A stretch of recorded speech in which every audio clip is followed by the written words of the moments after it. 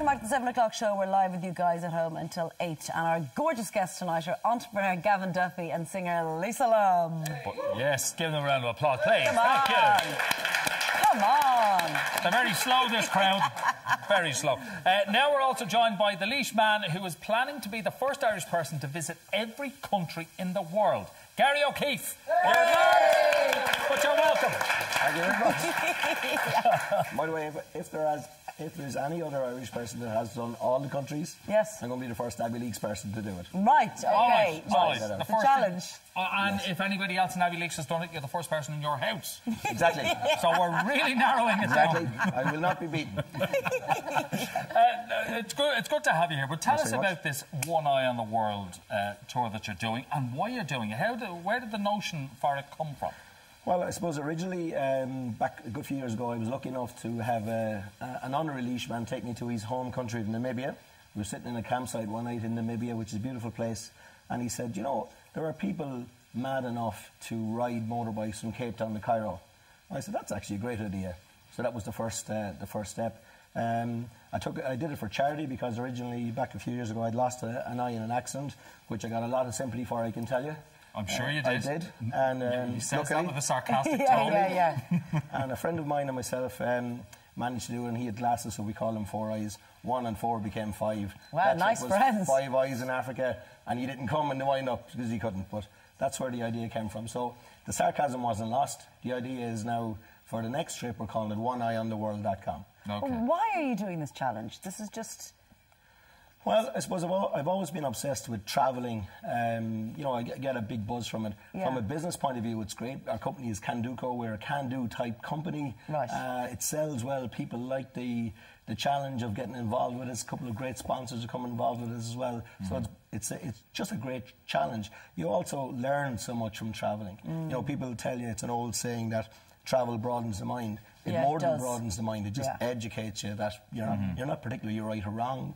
You know, dogs bark, sheep baa, and people are just people. Okay. And you did mention you lost your eye in a farming accident. Didn't find it yet. And you still haven't found it. Okay, but the search... Still haven't found one. I'm not going to stop looking. But being Irish, as we are, we have a tendency to make jokes out of people's ailments and afflictions. Take the complete and your friends are no different. No, in fact, they're specialists. Yes, they're specialists at it.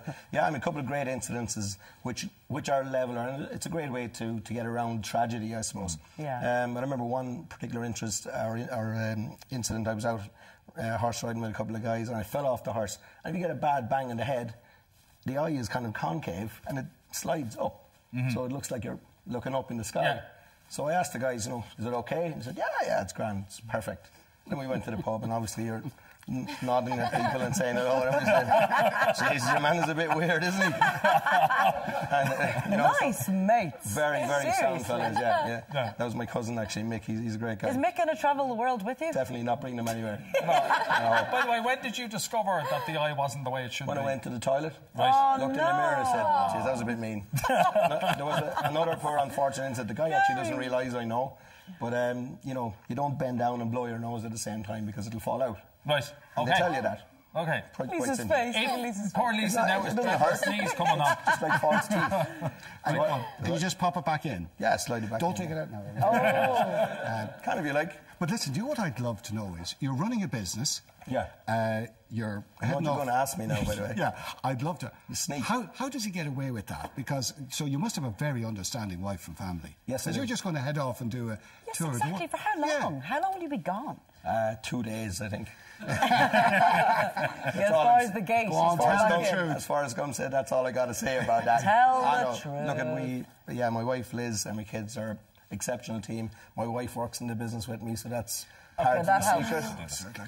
So there's nobody going to make a mess when I go away. So he's off swanning around the world, right? Meanwhile, back in Ireland. Well, she has looking after everything. Everything. Wow. Okay. She's an exceptional woman. He's going to have to bring back an amazing present the next time. From every country. I always do. Okay. You've got 54 of them done. Correct. Out of the 196. So far. But there have been... 201 now, by the way. Wow. Sorry? It keeps changing. It's 201 countries now. Would they please stop doing this? Because this is going to make it harder. But you have had a few scary moments. Yeah, there has been. I mean, there has been some scary moments, but a few luckily enough, a few. I mean, there are some incidents. I mean, for example, Sudan is a tough place. Sudan is tough because it's physically tough. It's very hot. When you go there, you're pitting yourself against the elements. I was unlucky. I had a mechanical failure one day, which means my shock bust, you know, on your motorbike. It's like sitting on a ping pong ball. Because you do this on a motorbike. Oh, sorry, yeah. The first lot of it has been done until now. I'm switching to a Jeep now. It's a bit safer. Okay. Yeah. But yeah, I mean, look, that was scary. I had a bad crash and, you know, got into bad state. When you get dehydrated, the worst risk is dehydration. Yeah. You'll go without food for days. You won't go without water for days. So that's a bit of a risk. So, yeah, I mean, my friend had passed away, actually, Pat Coffey. Super guy, super incident in my life. I was very upset, you know. And I'm sitting at the side of the road kind of saying, I know I'm in trouble. And looking up to the sky, I said, look, if you're up there, this would be a good time to pull a few strings. And just as I said that, I hear a buzz and I think, maybe I'm dying. Maybe he's actually bringing me up. But then 2 army jeeps came, like you see in the movies, with the guns on the side. I said, look, I didn't mean that quick. yeah. Let's not get too carried away. Yeah, that was a little bit of a scary moment, but thankfully he sent them down to help me. Good, he was looking after you. Now, with Gavin on the couch, I have to ask you, how are you funding this? Or are you looking for Gavin? Dragon's catch. He did make a pitch earlier on. Did he? It was a good pitch too. In fairness, yeah. Very luckily for Gavin, you know, this is the first opportunity he's had to pitch to me. So. Good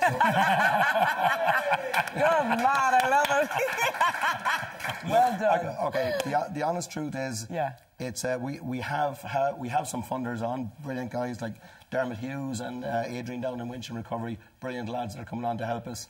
Gavin's input has been exceptional this evening, so he doesn't know that yet. Well, you see, the company he mentioned, in fairness, Canduco, is a very good. It works in the recruitment area, and I'm involved in recruitment as well, HRM. Right. So he doesn't know how involved he is yet. Yeah. But you know that feeling when you feel you're being reeled in. This happens all the time. You know, this has been reeled in. You make your pitch, and we'll see how you get on. Yeah. I'm sure there's a lot of competition wanting to sponsor this, but if we could get in, Gary, we'd really. Well, look, here's the thing: if anybody wants to help, we can give them a week in sunny Senegal in the desert and rocks and sweat. Oh, I might help. I might help. I love that. Yeah, but it's generally self-funded with watch him. I feel an outside broadcast coming on for the 7 o'clock show. He's dangerous. Here we are in Senegal. Yeah. Well, you know what they say, Gavin? Always be selling. Yes. And is that your next stop? Travel. The Senegal, my next stop. My next phase starts in October, hopefully, if everything goes equal. And I want to do the old Dakar rally route. It used to be the old Paris Dakar. We're heading to. I'm going to head to Senegal, hoping to nab a few mates to come along. So Dakar is in Senegal. That'll take in about 6 countries. We'll do it in a short phase because my wife, I know, is listening. So it'll be like 2 days, something like that. Okay. And then after that, then I'll park it over somewhere with some friendly native, and then I'm heading east towards Georgia, Azerbaijan, Armenia, Turkmenistan, where the gates of hell is. That'll be the next wow, Gary, good luck with everything. Thank you very much. Thanks for coming Great on. to meet you, sir. Yeah. So brave. And just remember, our couch will travel, so we will do an OB wherever you want. Well, look, all you have to do is talk to Gavin. Right, she was joking. He was messing. Now, everyone, if you want to get in touch with any of our guests tonight, or if you've got a question for our vet later on the show, then here's how you can get in touch.